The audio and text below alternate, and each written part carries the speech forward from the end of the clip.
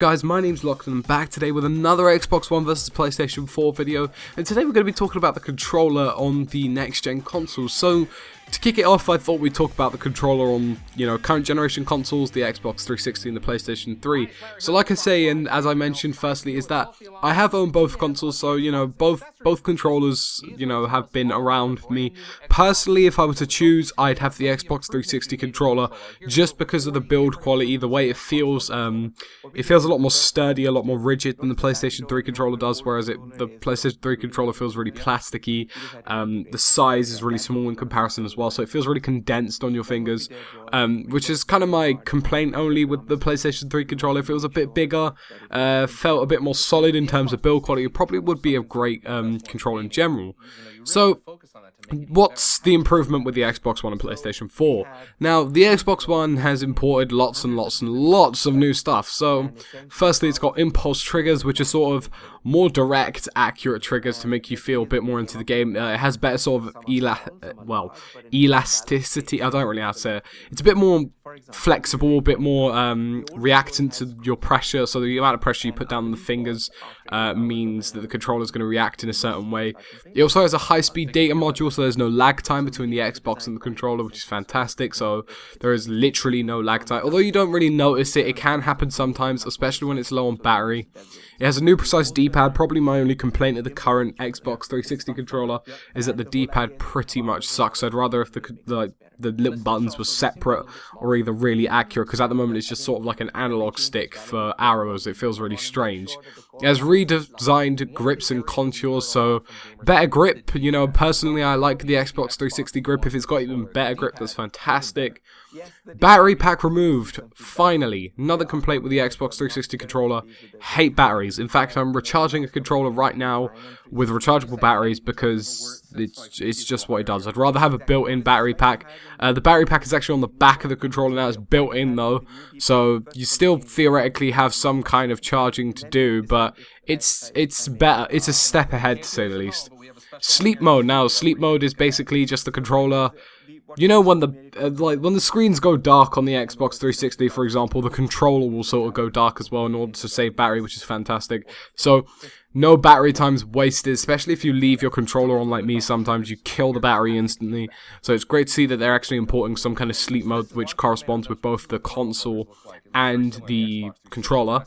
And it's worth mentioning that the Xbox One controller is actually connected by Wi-Fi Direct instead of Bluetooth. So there's no Bluetooth or there's no Bluetooth 2.1 EDR. It's Wi-Fi Direct. Apparently that's better. Not sure, to be honest. Haven't done my research on it. As far as I'm concerned, both forms of connecting a controller to the console is great. And it also has 4-hour charging time, so 4 hours to get a complete charge, which supposedly is going to last something like 24 to 48 hours, it depends really. Now the PlayStation 4 has its own sort of utilized skills. Admittedly, the improvements aren't as significant. They haven't mentioned much about the controller. Obviously, it has a very evident touchpad, which in all honesty I think is going to be fantastic for them. The touchpad could, for example, when we're doing melee or something in a game, you can just swipe with the touchpad. I know there was rumors of Battlefield 4 talking about actually changing weapon via the touchpad, because the analog sticks are designed in a way that you can quickly swipe to the touchpad almost immediately, rather than having to literally take your fingers off of the analog stick, and take your time with it. So it should be a quick mechanism. Hopefully can be used for something like, reloading, switching weapons, that kind of stuff, first-person shooter-wise. It would be good to see the implications it has on, for example, sports games. That would be great to see. It has a light bar at the top, which will determine what person you are. So, as usual, on PlayStation 3 controller, you have 4 lights, which determine whether you're player 1, 2, 3, or 4. Instead, you get a light now, so a certain color, which tells you whether you're, player 1, player 2, player 3, player 4. It has enhanced vibration, so better vibration, give or take, whatever you want to do with that. I guess it's okay, I don't really use the vibration a lot, because in all honesty I don't think it makes that much of a difference, but, at least they're improving it.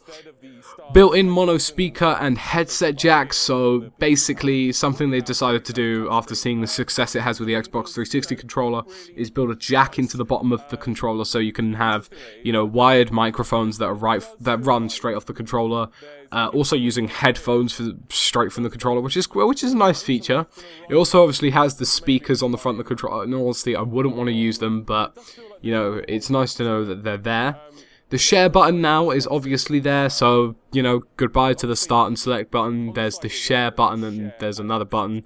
The share button's basically for live streaming, sending video and recording video, which is something that both the Xbox One and PlayStation 4 feature. And it has new triggers and bumpers, so a redesigned shape of triggers and bumpers that look like bent toenails by the looks of things.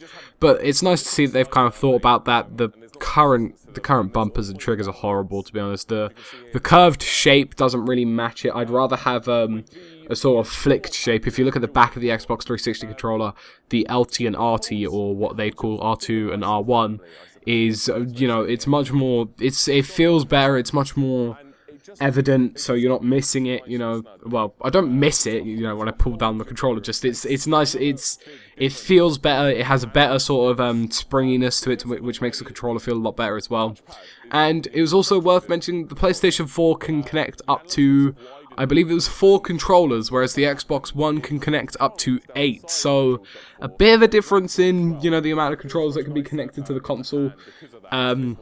Lots of implications of what that can mean. So, I have done this before, in all honesty, on FIFA, more than having 4 players, so maybe 5 or 6, so that could become an issue, theoretically, having only 4 controllers, whereas the Xbox has 8. 8 controllers is great to have. I mean, I'm sure the PlayStation at the moment is something like 12 or 10, it's ridiculous, but now it's being dropped down to 4. It's iffy, you know, it's a strange thing for them to do. Personally, I would have preferred if they just kept it as it was, you know, having about 10 controllers, but, you know, maybe that's something to do with the internal specs of the console.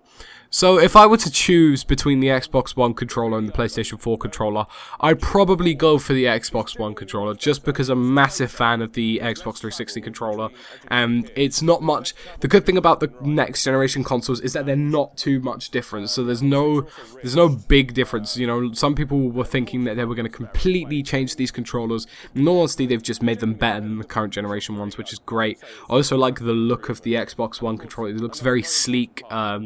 You know, the top of it with the glowing Xbox symbol looks fantastic as well. Overall, I just think it looks better. From what I've heard about the upgrades, I think apparently the controller was a $100 million project that they spent their time on. So I think the controller's definitely a lot more significant on the Xbox One, and it will probably feel better as well. PlayStation 4 controller doesn't look bad. It looks strange in some places, like for example, the grips on it are extremely long for some reason. The touchpad looks out of place, but you know, it's a very useful feature, and it's probably going to be a great feature for them to use, but I just think it could have looked better. It looks like a very sort of plasticky thing. Overall, so like I say, I would choose the Xbox One controller, but like I say, guys, you have to wait till you get hands-on with these things. For example, if you are going to choose between the Xbox One and PlayStation 4, you actually need to, you know, hold the controllers in your hand, play the console, and let us know, like, what you think. So, at the moment, I'm waiting on Eurogamer 2013, so I can get my hands on both the Xbox One and PlayStation 4. And I assume what I have already suspected, you know, so the Xbox One controller being my favourite is most likely going to happen, but I'm very sort of open to the changes. I'm just looking forward to see how the touchpad's being used. I'm looking forward to see how these modifications on the Xbox One controller will improve my game.